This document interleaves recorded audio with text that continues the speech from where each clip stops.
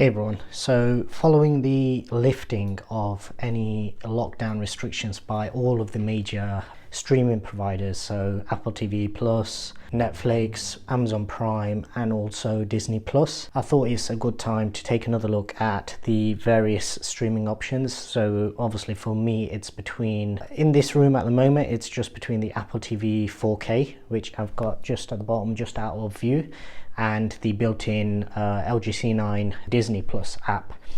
So what we'll do is we'll come into Disney Plus's, which is the first one that I'm going to do for this series. So we'll come into it, and obviously Disney Plus, I made a video a few days ago just stating the fact that obviously they've announced that they've lifted all restrictions. So in theory this should now be working fully. So what I'll do is I'll just kill the app and then we'll come into Disney Plus on my profile, and then we'll go to my favorite movie, which is Avengers Endgame. So in this, as you can see listed, I'll get the pointer up, so just here, so you have Dolby Vision just there and Dolby Atmos listed just there, and it is 4K Ultra HD. For me personally, I don't believe any of the restrictions actually reduce the quality for the most part. I think there probably were some older titles that probably did get downgraded to HD as opposed to 4K, but for the most part everything's been 4K Ultra HD.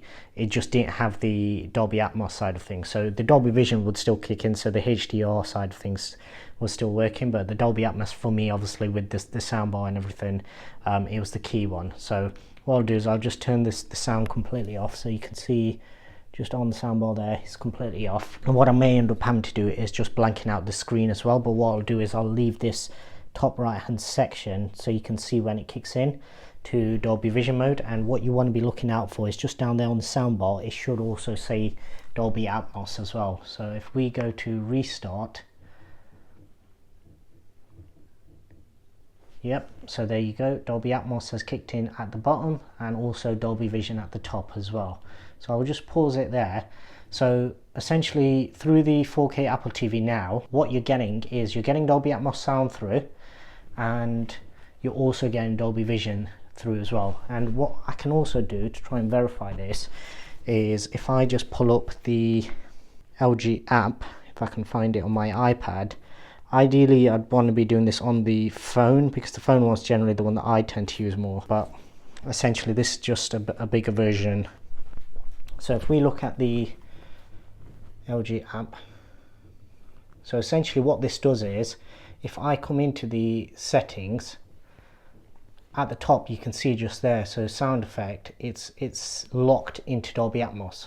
So whenever, obviously when you're playing normal media you can change this and you can switch it out, but whenever you've got an actual Dolby Atmos stream coming through on the soundbar, it'll actually lock it in and it'll prevent you from actually changing that, for the reason that obviously it's getting metadata that actually helps it to channel the sound to the relevant sound channels, the relevant speakers and everything, so to speak. So for that reason, obviously this is obviously good news. A few days ago when I originally tested it, it wasn't playing ball. So what was happening was it was glitching out, and even today when I've been testing it before I started this video, what I did find was that it brought up an error message about HDCP, about the HDMI cable, and yet all I had to do was literally restart the Apple TV, come back in, and now it's working perfectly fine. So it's still a little buggy through the 4K Apple TV in terms of the app itself. Bear in mind that I do exactly the same with Netflix, Prime and all the rest of them, and it never gives me that particular issue. So now what I'll do is I'll just pull up the TV menu and we'll go into Disney Plus, and then we'll come to Marvel once again and back down to Avengers Endgame, and I'll start it from the beginning again.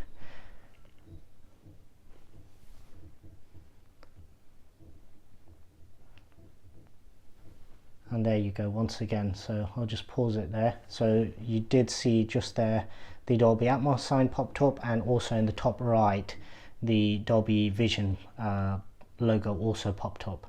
And you can also verify that just by going into your settings, your picture settings as well. So just here what we want to be seeing is Dolby Atmos. There we go. So Dolby Atmos is coming through, and we'll just pause it there.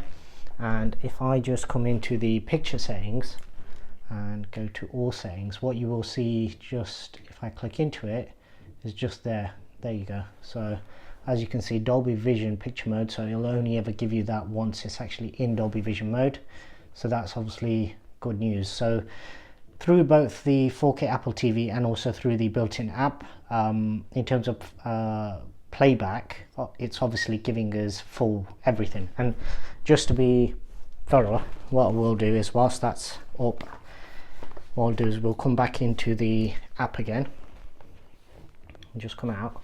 So as you can see on the app now, what it's showing is HDMI ARC, so that's recognizing the fact that it is playing through the ARC return, as opposed to still recognizing the built-in, the 4K TV, Apple TV, because that was obviously playing back as well. So it is recognizing the ARC, and in this, for some reason, it doesn't actually lock it in. So let me just play that, and what I'll do is I'll just blur that in the background, but let me just see if it'll, yes, so you might not have actually seen that. So if I try and click on movie, for example, just on the soundbar there it says not supported. So what it's doing is, obviously the app is meant to be built so then it restricts it. There we go. So now that, yeah, you've got to be actually playing it, so I think that's probably what was causing it. So once you actually play the content, it recognizes Dolby Atmos, and it no longer lets you go back into there or make any of those changes.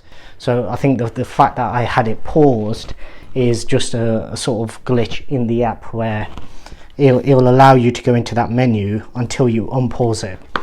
So with that, let me just come out of there to make sure we don't get any content strikes. So yeah, that's brilliant news in terms of both platforms.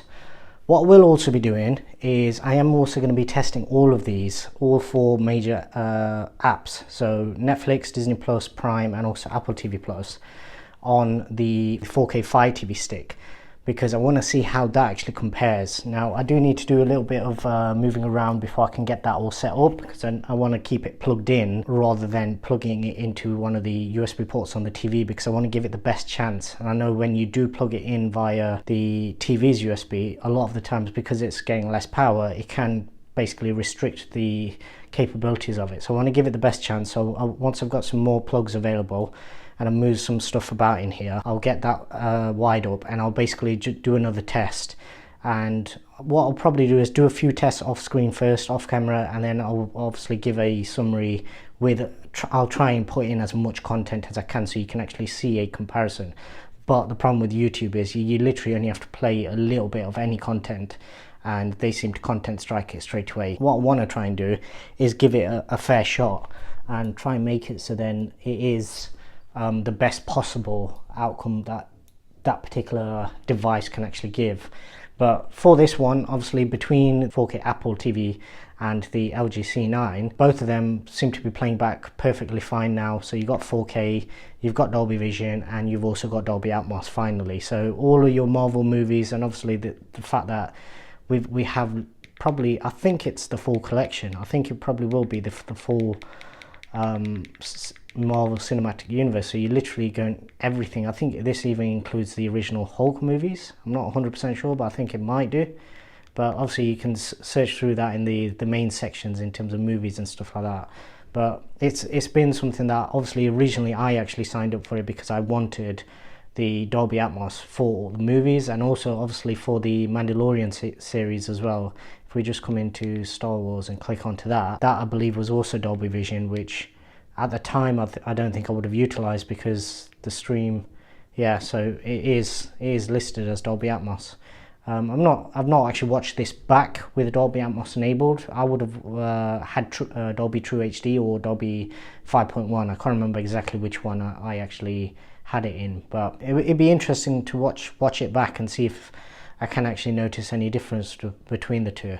Now the other thing is obviously what kind of Dolby Atmos are we actually getting, because obviously this is, my soundbar is an ARC soundbar and the TV is eARC, so the TV can obviously send the signal. I'm not sure whether the soundbar has the bandwidth for lossless, so I've got a feeling it's going to be lossy, so it'll probably be Dolby Digital Plus that is probably getting sent through. But what I'll do is I'll do a few tests, because in these videos I can't really include the audio because it'll just get content strike straight away. So what I'll do is I'll do a few tests off screen, and then once I've done all of these comparisons again, then I'll put in a little conclusion at the end with my findings and just let you know which one is better to actually do it. Because obviously with my Apple TV 4K, I've got that plugged straight into my soundbar, so essentially that can pass lossless audio, whereas with the TV you don't get that option because it's obviously passing over ARC. Now in your settings, I don't know if I've ever actually touched on the sound settings, but if you come into the sound settings, what I've got it set to is HDMI ARC obviously, and then you come in, and then what I've got it set to is pass-through. So you have to have eARC on and then have pass-through. I think you can actually have some of these other ones ticked on at the same time as well, but obviously I don't use any of those, so I don't utilize those. So for me personally, I use pass-through and then I have eARC on. What I have noticed is auto, so you've got three options. You've got PCM, which right now should be LPCM I believe, and then auto. Auto will always be a lot louder, but pass-through is the one where you can actually, if it's possible to send a lossless or a better signal, then it's going to be through pass-through, and obviously multi-channel audio as well. So that's basically it for this video. What we'll do is, as I say, there will be a few more videos coming where I'll do the other 3 streaming services as well, and then what I'll do is I'll repeat the test with the Fire TV stick, the 4K Fire TV stick, because I'm curious to see how that actually performs in terms of keeping up with the C9, which is doing really well, and the 4K Apple TV, which is basically the best streaming device that I've used personally. So that's it for this video, but obviously stay tuned. If you've not already done so, please subscribe to the channel and hit the bell icon, that way you're notified whenever I upload a new video. Thanks very much for watching.